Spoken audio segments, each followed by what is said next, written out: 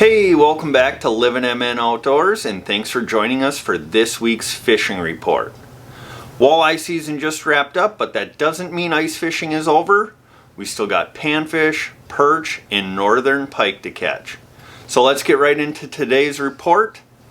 So let's start out up on Leech Lake out of Horseshoe Bay Lodge. I talked to Cam today. They're still going to have their access open. He thinks this might be the last week, but that's all dependent on weather. They might go one more week after this, but just plan on this being the last week. But they got roads plowed out there. He said they're going to have 100 pre-plowed spots for wheelhouses.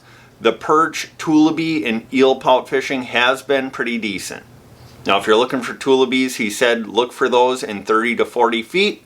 There is some perch mixed in with them, but they have been seeing the perch move a little shallower now.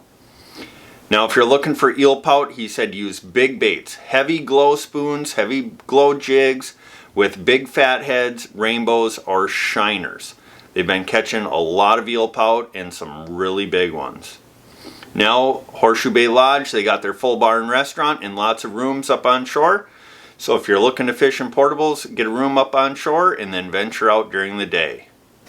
So, if you're looking to get up to Leech Lake this coming weekend, go ahead and give Cam a call from Horseshoe Bay Lodge.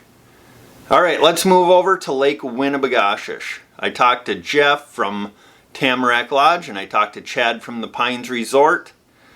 They do still have a small road system plowed. They're going to have some room for wheelhouses this coming weekend. But it's week by week after that. So if you're planning on going up there after this weekend, make sure you go ahead and give them a call because they're not sure how long they're going to keep that road system open. Now, they did say the perch bite has been pretty good. They said that 9 to 14 feet of water. Small tungsten jigs have been working better than jigging spoons, and tip those tungsten jigs with a minnow head. And as always, make sure you're using a dead stick as well with either a crappie minnow or a fat head. And they've been picking up quite a few nice perch that way as well. Now, the Pines does have a full bar and restaurant. So if you're hungry or thirsty while you're up there, stop in at the Pines, grab something to eat and drink, and have a great time. So if you're looking to get up to Lake Winnibigoshish this weekend, go ahead and give Chad a call from the Pines Resort or Jeff a call from Tamarack Lodge. Alright, let's move south to Mille Lacs Lake. It was kind of a tough walleye bite out there this year, but the southern bays are starting to heat up for perch and northern pike. Wigwam Bay, Walk-On Bay, Vineland Bay, Isle Bay, they've been catching a lot of nice perch. The perch are starting to move in from the main lake. There's a lot of big pike swimming around in there. And I've even been hearing of some nice crappies being caught in Walk-On Bay and Isle Bay.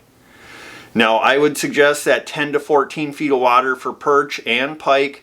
If you can find weeds, that's probably where you'll find the majority of the fish.